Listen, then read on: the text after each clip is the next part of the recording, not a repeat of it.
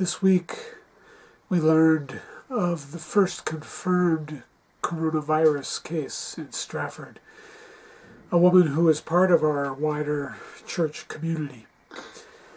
It remains a mystery how she became infected. She and her husband have done everything right, and now they are living with this terrible fear and grief. There are tens of thousands going through this, more every day. We feel fear, grief, and compassion for them and for our world and for ourselves. Meanwhile, the White House is rushing the country to reopen, not caring how many more die.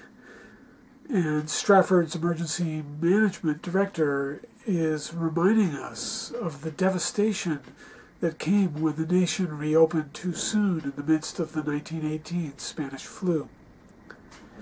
We are weary of isolation. Many are suffering financial hardship. Our children are miserable and eager for this to end. We miss our communities of connection, and yet the virus has not disappeared. So we need to find a way through this time, not only to endure it, but to build a better world, because this crisis has made clear how broken the old world was in its social injustice and environmental destruction. We know we need to find a new way, and yet we have doubts and obstacles, tremendous obstacles to overcome. Today, I hope that this service will offer you reassurance and comfort and wisdom from tradition and from experience that can help you find your way and help the world find its way.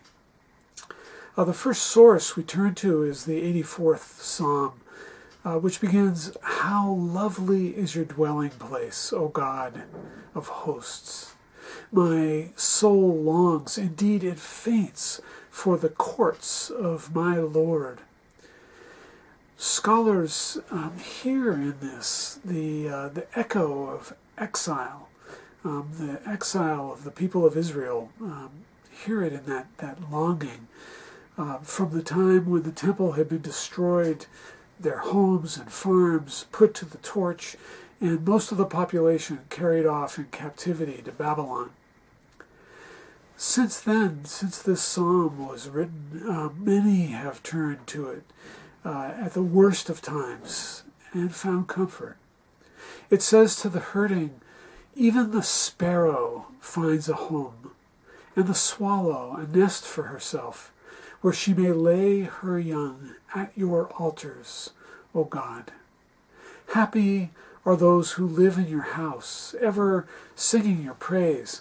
Happy are those whose strength is in you, in whose heart are the highways to Zion."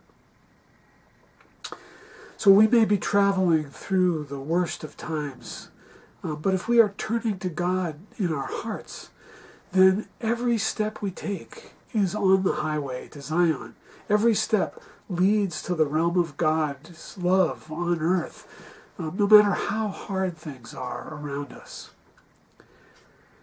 My mother received the diagnosis of an incurable cancer when she was 65. My father was not ready to let go, understandably, so at his urging, she underwent an extremely brutal series of experimental chemotherapies, the most powerful in existence at that time. And she had 5 major operations in 5 months, and then she died. My mother was a leading church lady, a faithful choir member, and she was a contemplative and a mystic back when few Protestant Christians were. She was my first spiritual teacher. My mother lamented to me in the middle of her treatments that all the drugs were making it impossible for her to pray. She kept trying to reconnect with the Spirit, but she just felt frustrated and scared, cut off from what had been her greatest source of comfort and guidance and power. She ended up in intensive care, haggard and barely alive. My father and I left one night expecting a call summoning us back for her final hour. The call didn't come. And the next morning, we were shocked to walk in and see her literally shining. She was sitting up, just giving off this light, full of her old vitality, her eyes sparkling. And she explained that in the night, alone in that intensive care unit, she had finally broken through to God.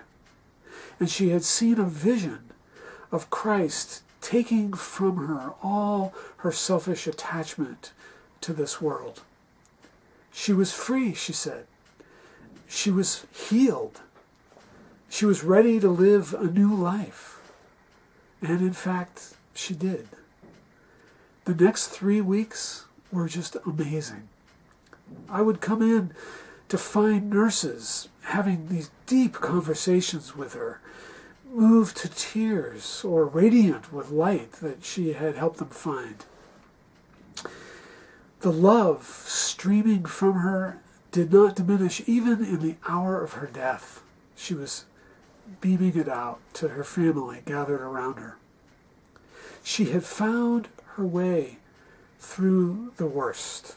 She had reached that lovely dwelling place that the psalm describes, and she had done it by turning again and again in weakness and in doubt, in great pain and great need, emptying herself and seeking to be filled with the source of light and love, even when she couldn't find it or even believe that it was there. She kept searching until the way opened to her. My mother was a spiritual master, I see now. She had spent decades practicing, so she was prepared when the worst of times came.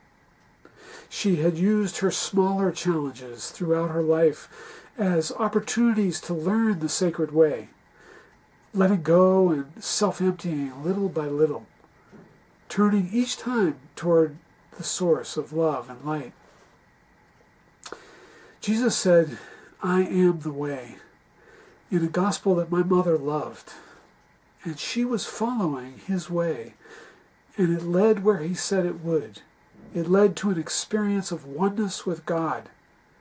It led to her creating God's realm of love on earth around her. The world desperately needs people who have the faith and the will to follow this way now. The music and the words and the videos today are designed to help you find that way. So I invite you to open your heart to receive whatever it is that the Spirit would have you receive on this stage of your pilgrim journey. Mel Gertz's haiku for this week relates to the way of nature, one of the things that is helping some of us find our way through this time. So here it is. That night, I saw the moon come out through the clouds. Boat-shaped, it came and went. So now I invite you to join the choir in singing the hymn in the next video based on the 84th Psalm. And it's set to the tune of "Lo, how a rose e'er blooming."